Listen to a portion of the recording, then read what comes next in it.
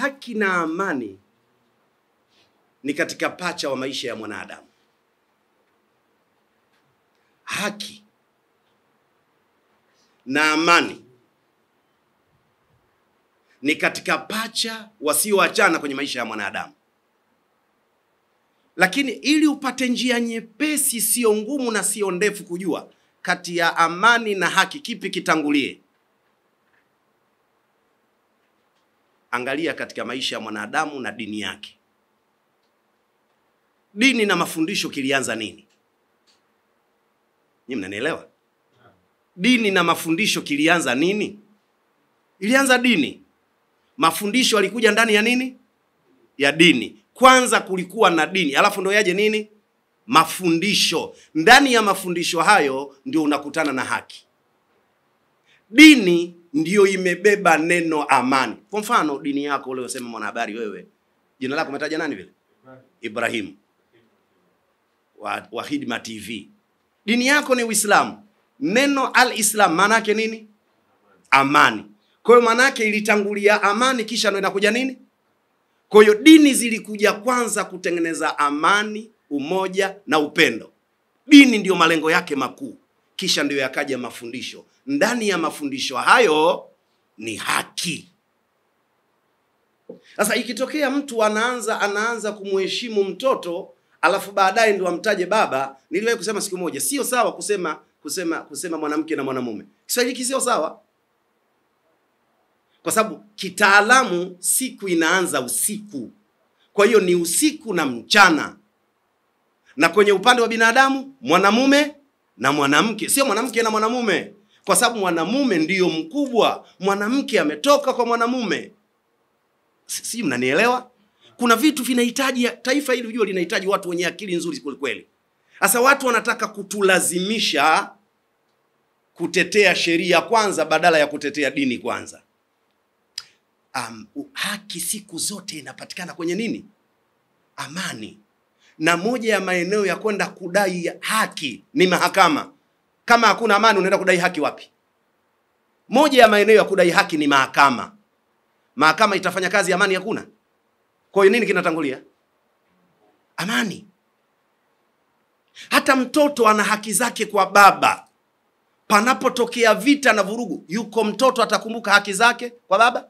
Yuko baba atakumbuka haki zake kwa mwana? Yuko mume atakumbuka haki zake kwa mke? Yupo mke atakumbuka haki zake kwa mume? Kwa hiyo kinachotangulia kwanza nini? Tujenge kwanza msingi wa amani. Nataka niwaambie, hizi ni falsafa za dunia za kibiashara. Kutulazimisha eti haki itangulia amani baadaye, kwa sababu wenzetu wamekuja na misingi ya kibiashara. Vurugu zinapotokea katika taifa, wenzetu ni sehemu ya kuendelea kiuchumi. Wanapata fedha. Hata wanaodai baadhi tuyaite mataifa ya nje kuja kusimamia. Unafikiri naweza kuja kusimamia bure bure? Lazima wataangalia kwenye maslahi. Tafsiri yake hao wanatafuta nini? Ivunjike amani ili wao wapate.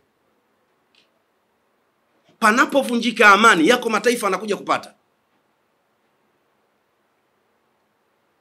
Watu watataka dhahabu zetu, watu wanazozisema kwamba zinalindwa. Kwa hiyo kiuhalisia hakuna share asiyotaka haki.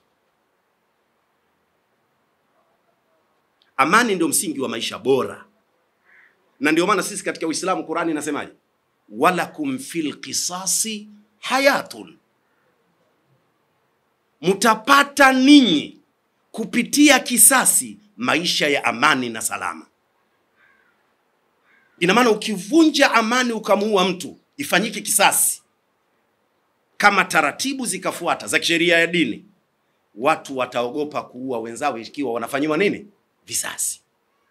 Kwa tutadai haki pakiwa na amani. Kama amani hakuna, haki unakwenda kuidai wapi? Hivi nyinyi wanahabari, hakuna wanahabari wanakufa katika matukio kama yale ya vurugu za nchi? Hakuna wanahabari wanakufa? Na juzi wamekufa. Sababu nini? Hakuna amani. Ina maana hata ninyi kazi zenu za kutangaza amani, kutangaza haki, kutangaza hamutaweza kuzifanya ipasavyo ikiwa hakuna nini? Amani. Na kutoka hatukutoka. Wewe huna haki ya kufanya kazi? Hamuna haki ya kufanya kazi zenu? Mliipata haki ya kufanya kazi ndani ya siku ile? Hamkupata. Kwa sababu ya nini? Amani hakuna. Haki ili ipatikane lazima kwanza kuwe na nini? Samahani kidogo. Nilisema Ijumaa moja msikitini kwangu, wapo watu siku 5 zile 6 wamekaa ndani na wake zao, hakuna mtu aliyeona ndani. Kama uelewe haya kuhusu siku zile, watu wamemaliza bila. Yani mtu hata ile nguvu ya kudai haki yake kwa mkewe ama mke kudai haki kwa mume, akili haikuja. Anaona kitandani kama analala na gogo, hakudai haki yake. Nguvu wewe unaitoa wapi? Wewe utakuwa jasiri wa kupitiliza. Watu libaki kaa vipele. Kwa sikudanganyeni mtu. Mataifa hayo ndio wanatuletea kauli hizi. Watu hawataki kudai haki. Hakuna amani bila ya nini? Haki. Hatukatai kwamba amani ndio msingi wa haki. Amani ndio msingi wa nini? Sio kwamba haki ni msingi wa amani, sio kweli. Utatekeleza haki pasipo na amani? Haki hiyo unaitengeneza wapi kama amani hakuna? Kwa lazima kwanza tutetee msingi. Kanuni katika sheria, ndugu mwanahabari, inasema idha thabata al-aslu thabata al-faru. Ukihimarika msingi, basi na kuta zitakuwa imara. Ukiwa na msingi feki, kuta hizo zitakuwa sawa sawa. Kwa ili twende katika haki kisawa sawa, msingi wa kwanza tuhakikishe nchi yetu inakuwa na nini? Na amani. Masala ya kukaa serikali kutengeneza maridhiano, baada kuna nini? Amani. Kama hakuna amani, mnakaa wapi? Kwanza tutapambana. Kwa hiyo tunachezewa akili. Tuone haki kwanza, kisha nini? Amani, ili watu wapate kufanya biashara zao. Nikushukuru sana kwa swali lako zuri sana. Na tunasikia tunasemwa hivyo kwamba hasa mashehe. Shehe, usitulazimishe sisi kufuata mifumo na maandiko ya kitabu cha dini yako wakati na sisi tuna cha kwetu. Hata hiyo aya uliyoitaja, wal asri innal insana lafi khusri, istithna inakuja. Hakika kila mwanadamu yupo katika misingi ya kufeli. Kila mtu anafeli. Wale ambao hawezi kufeli, kitu cha kwanza nini? Illa alladhina amanu. Soma hapo, illa alladhina nini? Ila wale ambao walioamini. Kuamini ni nini? Ni amani. Amani ya kwanza, unatakiwa uamini Mungu mmoja. Unatengeneza amani kwanza kwa Mungu wako. Ukiwa uamini Mungu, manake unatengeneza vita. Hakuna amani, unatengeneza vita kwanza na Mungu wako kabla ya vita na mwanadamu. Kwa hiyo imani maana yake ni amani. Unaanza kutengeneza mahusiano bora na Mungu wako. Kwa hiyo kabla ya uko watawaso bil haki, kwanza kuna amanu minal iman. Panahitajika muda kueleza, kuna watu kidogo ili wapate kuelewa hivi tunavyovisema. Lakini asikudanganye mtu. Na ndio maana hata sisi dini yetu imeanza kwanza na ina lenyewe. Islam means peace. Islam maana yake nini? Amani. Ukishakuwa kwenye amani, sasa nenda kaswali. Kwani nyinyi hamkumbuki kama mpo Waislamu hatukuambiwa na Mheshimiwa Mufti Ijumaa moja tusiende kuswali? Kuswali Ijumaa ni haki ya Muislamu, sio haki? Tuliipata haki yetu siku ile? Hatukuipata. Sababu nini hatukuipata haki yetu? Amani hamna. Kwa hiyo ni hivyo tunachezea. Kama mnakumbuka temu ya mwisho ya Mzee Mkapa, anamaliza Mzee Mkapa, ni katika moja ya chama kilichokuwa kimpata nguvu sana, ilikuwa ni Kafu.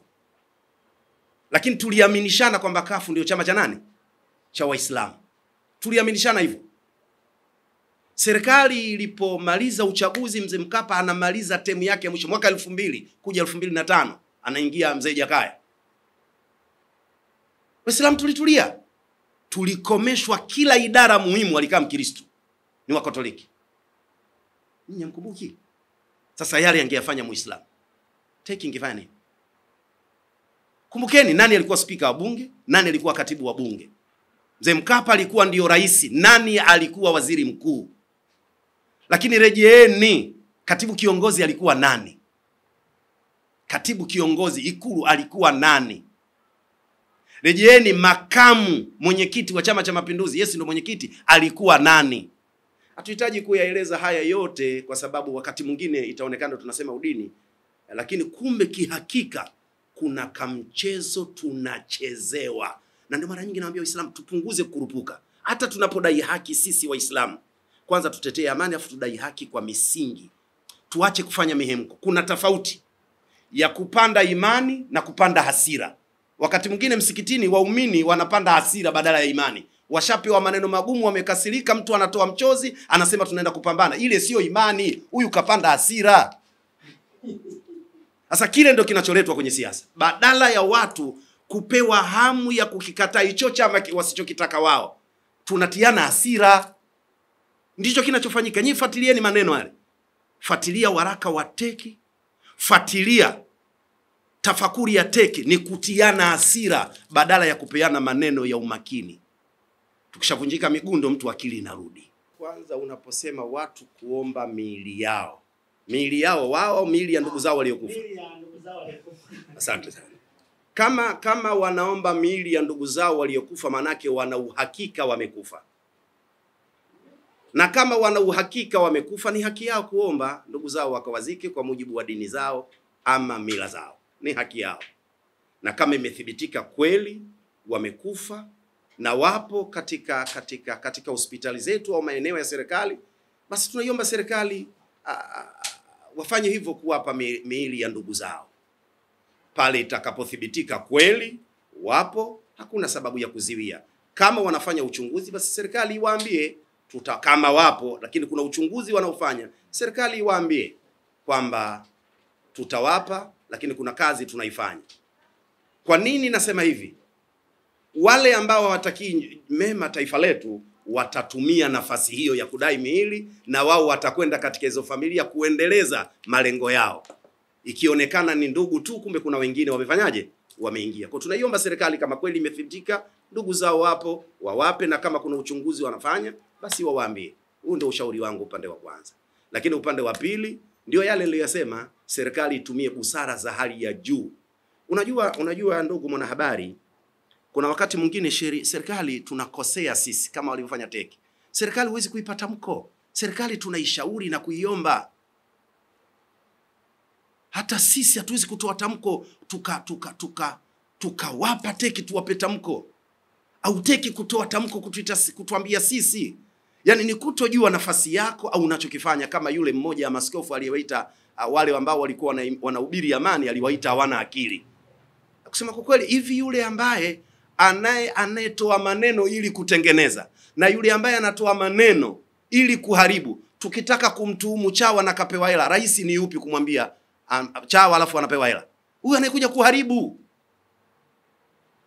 Lakini ndio mambo, ndio uongozi, Mungu atawaongoza. Kwa hiyo serikali wakati mwingine tunatakiwa tuishauri na tuiombe. Kuna wakati, kuna baadhi ya maeneo isiangalie vijana tu, uzoefu na watu wazima muhimu. Katika baadhi ya vitengo inawezekana inasababishwa vijana wengi damu zinachemka. Badala ya kutumia busara, zinatumika nguvu. Iliwahi kutokea zaidi ya mara 2 hapa kwetu, hapa panaitwa Maputo. Askari fulani na wajua kwa majina walikuja wakalewa hapa, kuna baa moja inaitwa JB.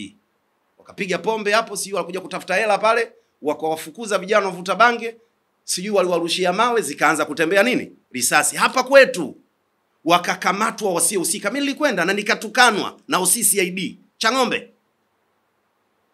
Mimi ndio niloanzisha sungusungu msikitini baada ya matukio haya. Na wanajua. Hata ilipoibiwa pikipiki, niliwahi kusema mara moja, wamekuja askari kuitafuta, wameikosa. Afande Meshaki alinipigia simu, nikamwambia subiri, baada ya nusu saa nitakwambia. Nimekwenda kuitoa mimi pikipiki ndani. Tumkamate mwenye nyumba, nikamwambia nenda, mimi mwizi nitakuleteeni mimi. Tulimpeleka sisi mwizi, baada ya mwezi wakamwachia wenyewe askari. Chang'ombe. Kwa hiyo wakati mwingine busara zinahitajika, na vijana wakati mwingine badala ya kutetea wananchi na mali zao, wakati mwingine wanafikiria wao kupata pesa. Niombe serikali yetu, wakati mwingine wazoefu ni muhimu sana kusaidia mambo kama haya. Asanteni sana ndugu wanahabari. Mungu awabariki sana, fanyeni kazi yenu kwa uadilifu, awabariki, awafungulie milango ya riziki, awalinde katika kazi yenu, mfanye kazi bora kwa mujibu wa dini zenu, lakini pia na kwa ajili ya mapenzi sawasawa kwenye taifa lenu. Mungu akubarikini, akufungulieni maisha. Sallallahu alaihi wasallam Muhammad wa alihi wasallam.